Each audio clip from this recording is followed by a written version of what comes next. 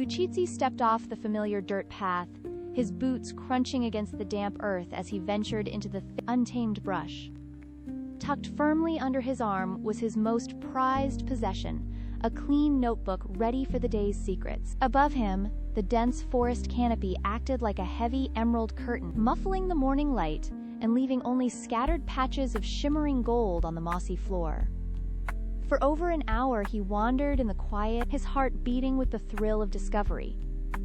Every shadow seemed to hold a story, and every rustle of leaves was a whisper from the wild. He was no longer just a boy from the village. He was an explorer in a world of giants. Near the ancient acacia trees, a shadow shifted. Uchizi froze. A tall, elegant giraffe stood there, its long neck stretching toward the heavens to pull tender leaves from the highest branches. He knelt behind a bush, his fingers trembling as he scribbled his first observations.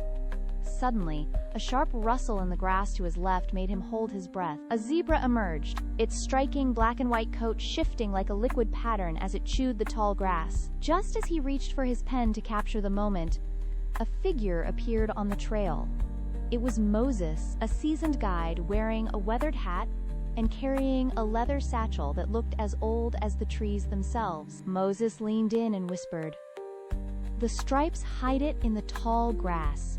Nature has its own way of wearing a mask." Uchizi stood up, his eyes wide with a mixture of fear and wonder. Moses signaled for the boy to follow, leading him deeper into the heart of the woods where the air felt thick with life. They reached a secluded mud pool where a massive elephant was bathing, its gray skin glistening as it sprayed water over its back. "Respect its space," Moses cautioned, "for he is the architect of this forest." They moved silently toward a bright clearing.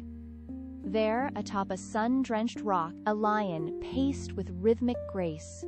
Its golden mane caught the sunlight, glowing like a crown of fire. Uchizi's hand moved frantically across his paper, desperate to record the power in the lion's stride. Down at the riverbank, they watched a buffalo drinking deeply from the cool flow. Moses turned to the boy, his voice grave but kind. "Every creature you see, from the smallest beetle to the great elephant, plays a vital role in keeping this forest healthy.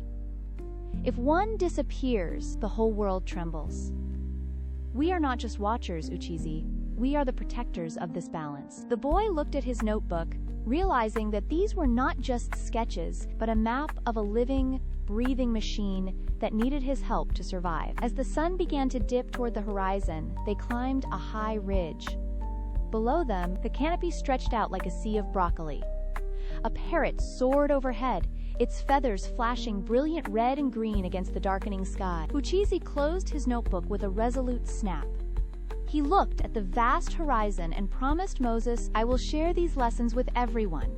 My village will know how to guard this place." They walked back to the forest gate, in a comfortable silence. Moses patted the boy's shoulder, a silent passing of the torch. Uchizi walked home with a full notebook and a full heart, ready to teach his friends how to protect the wild legacy they inherited.